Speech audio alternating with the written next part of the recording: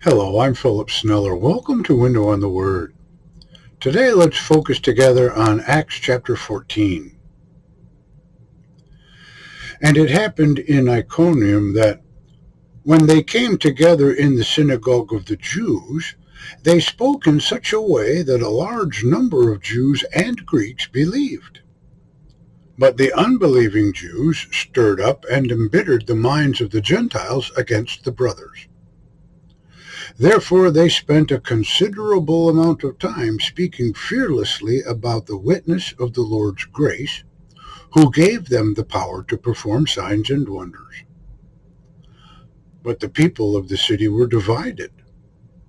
Some went along with the Jews, and others with the apostles. And when there was a desire among the Gentiles and the Jews, along with their leaders, to mistreat and stone them, having learned of it, they fled to the Lycaonian cities of Lystra and Derbe and the neighboring region, and there they were preaching the good news. And there was sitting in Lystra a certain man, disabled in his feet, lame from birth, who had never walked. This man heard Paul speaking, who, having looked intently at him, and seeing that he had faith to save, said in a loud voice, "Stand upright on your feet." And he leaped up and began walking.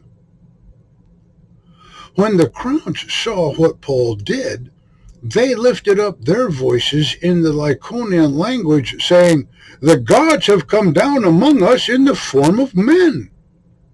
And they were calling Barnabas Zeus, and Paul Hermes, because he was the chief speaker.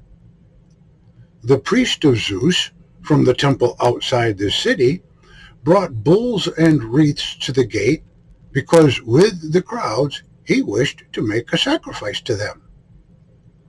But when the apostles Barnabas and Paul heard this, they tore their garments and rushed out into the crowd, crying out and saying, "Men, why are you doing these things? We are men just like you, bringing you good news to turn from these idols to the living God, who made the heavens and the earth and the sea and everything in them, who in past generations permitted all the nations to go their own ways, and yet he did not leave himself without a witness. From heaven he gave you rain and fruit-bearing in season, satisfying you with food and joy in your hearts." But scarcely did these things restrain the crowds from sacrificing to them.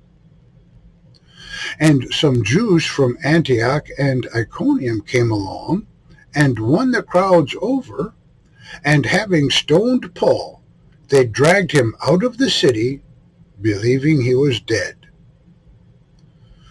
But when the disciples had surrounded him, he rose and entered the city.